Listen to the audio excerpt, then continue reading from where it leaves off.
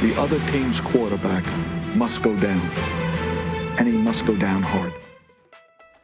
Now, as far as game reviews, we'll always start on the defensive side of the ball for the Raiders. I'm going to go over my 2 keys to the game, as usual, my game reviews, and then give an overall grade to the defense itself. Now, my first key to the game was on the defensive line because Herbert is a good quarterback. We can't let him have time to go back there and pick us apart. My expectation was at least 10 quarterback hits. I wanted to see under 50% third down conversions and at least 1 turnover from the defense. This is what we actually got here. We actually got 10 quarterback hits like we needed. We were 3 of 18 with third down conversions. That sounds really great. I'll put a little asterisk there, and you probably know why I'm saying a little asterisk. And then 1 turnover. I put the asterisk on the turnover as well because we also had a special teams turnover.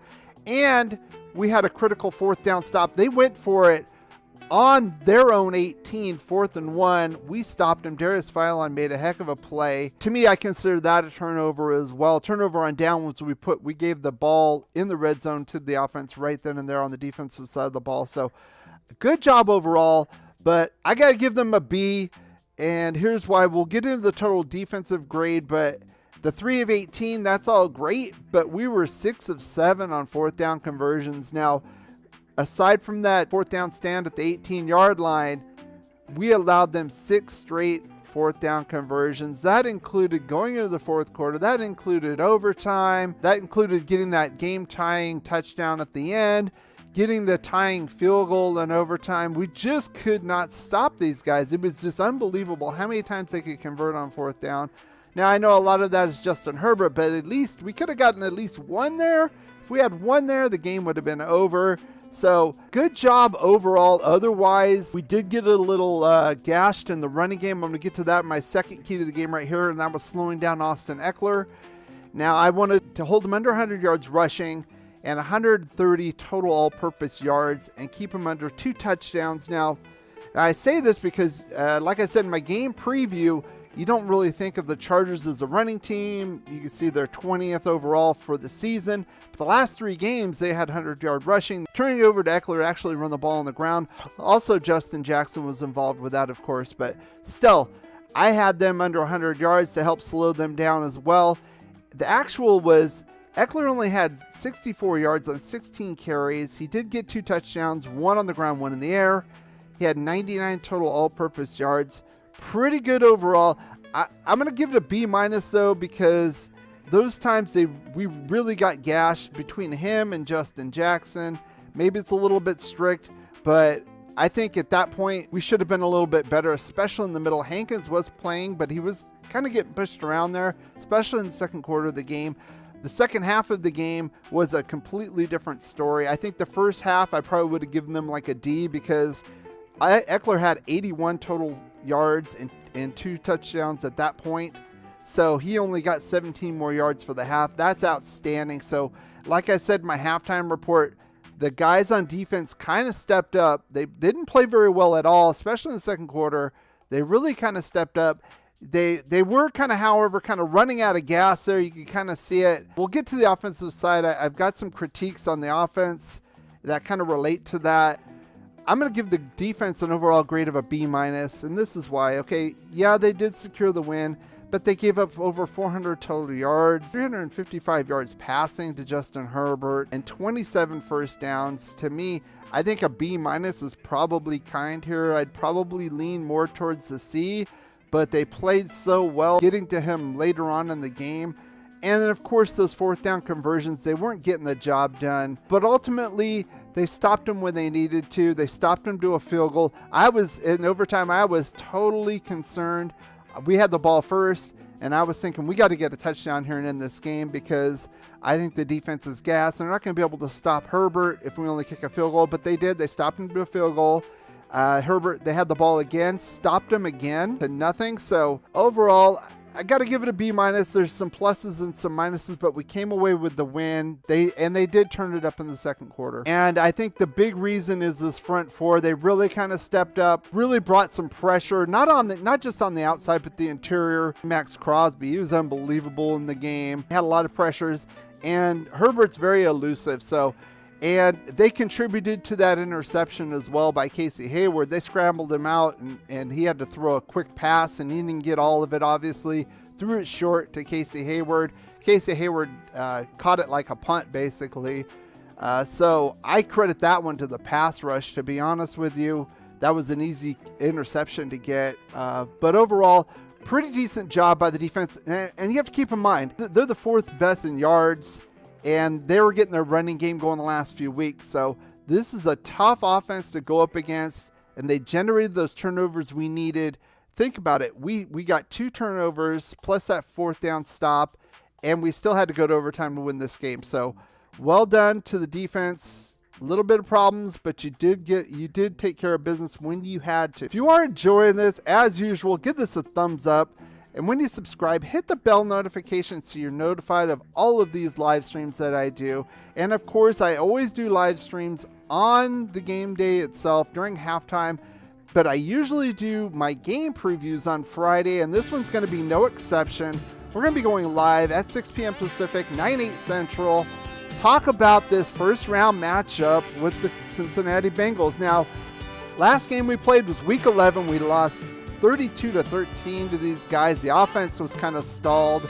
I'm going to give my take on what's going to happen in this game and my keys to beating these guys and moving on to the second round. So we have a lot of fun with this, and I hope you guys come out and join us. So with that, let's get to the Raiders offense. And I hear everyone say, take what they give you. We're going to take what we want. Now, as far as the offensive side of the ball goes, as for the last few weeks, my first key to the game is going to be right here with number 4, Derek Carr. And not just Derek Carr, but Greg Olsen. It's going to be the game planning. And I wanted at least 50% third down conversions, no turnovers, and 33 minutes of time of possession. So I thought, based on what I've seen with the Chargers and based on how you can beat this team, I think those were the keys for them. Now, what they did was they got 8 of 17 on third down conversions, just under 50%. Not bad. No turnovers. No, we had no turnovers in the game. Hallelujah.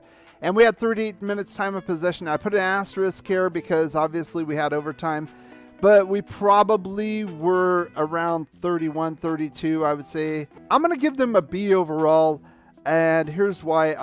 The red zone, we only had 1 red zone touchdown. We were having some problems there.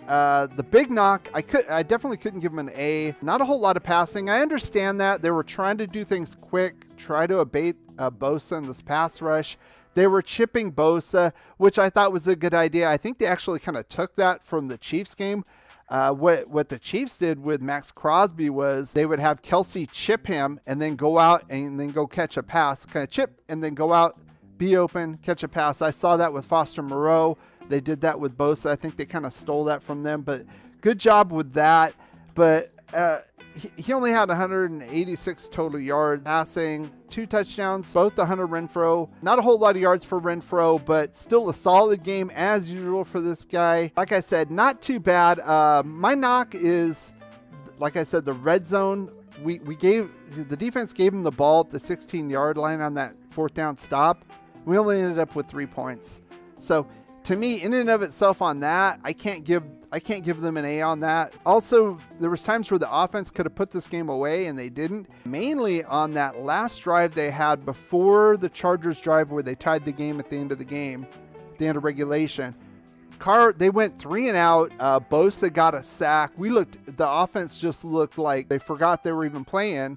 And, the defense is right back on the field, And I know a lot of people were knocking the defense on that, but remember, Chargers have a top 5 offense. That defense was near the bottom last year, and who did we pick up significantly on defense? Yannick? I mean, you can't say Perryman because the Panthers didn't want him. He was kind of off the stockpile. KJ Wright, same thing. He was a free agent until training camp. Hayward? I don't think anybody else wanted him. That's why he came here to Gus Bradley, to be honest with you. So we're having average defense and did a pretty good job against an above average offense. So I want to get to the second point right now. That's Josh Jacobs. And if you remember my halftime report, I went over the goals there, and I was very disappointed with Josh Jacobs. He had 10 carries for only 20 yards going into the halftime. But he ended up barnstorming here. And the whole team itself had 174. That's what I was asking for. But he himself had over 130. And they got 2 touchdowns. And they had 8. I put 8 rushing first downs. I was looking for 10. But that's pretty good in and of itself. I'm going to give it an A-. Like I said, I couldn't give it an A. Hey, Johnny Storm Beats, I see you in here. Welcome. Welcome to the live stream. We'll do our Q&A after we do our game review. We're almost over with that. So stick around. You have any questions or comments, put them in there and we'll address those. So again, I thought with the 30th run defense here, could get more rushing first downs. Now, the running game was really terrible until about mid to late third quarter. And going into the fourth quarter and overtime, Jacobs kind of took the game over, to be honest with you. I mean, Carr did make some throws. Now, I'm going to say that, but it wasn't on his shoulder. Like Justin Herbert, it was basically passing all the time. On our side, it was running the ball. Jacobs was getting in that groove. And they were even saying, Hunter Renfrow, if you saw the presser after the game, he says, well, if you see Josh Jacobs and he's all quiet, he's ready to go out there and, kick some butt. And he said, yeah, he was just sitting there all quiet, just kind of getting focused and intense. And you could see it out there, and you could see it and that changed the game, even from the tie to the win that we just talked about, is because Josh Jacobs broke off that nice little run, got us into field goal range. So overall, good job with Josh Jacobs here. Now, I know a lot of people knock him. My only knock is his availability. I've said before, he's definitely a top 10 running back, even creeping into the top 5 when he's healthy. But the problem is he's always getting dinged up. So that's going to be a question all season whether or not we keep him based on that, not by talent alone. He's an awesome running back by talent alone. But overall, I'm going to give it a B+. They ended up with 346 total yards. That's okay. 24 first downs, pretty good. But they came through when they needed to, and that was especially in the running game. Not so much Derek Carr. And that's kind of a good thing, to be honest with you, because I would have liked to have seen Carr kind of sling it with Herbert. That didn't really happen. Our line I understand our line can't block worth a darn, and these two guys, Nwosu and Bosa, are pretty tough. And they had Drew Tranquil starting here in front of Kenneth Murray, who sucks. And Drew Tranquil can get to the quarterback as well. He's a little sneaky. He did that in the first game as well. Each team got 3 sacks. I understand that. You got to throw. You can't run all the time. But we really got the running game going. You got to credit Josh Jacobs. You got to credit the offensive line for that down the stretch. Good job overall. And I think that was the big key for us to getting into the playoffs. And of course, I can't go without saying we actually shut this guy up. We did some chip plays. He was pretty much ineffective. We did leave some other players like Nwosu. He had a pretty good game. But this guy, he was all sad. Oh, poor baby. After the presser, he said he was too lazy this year, basically, and he's got to work harder. He actually said this. So, okay, well, then work harder. When you have great coaches, then after you have great coaches, you get great players. You have a great organization, and you tell them one thing. Just win, baby.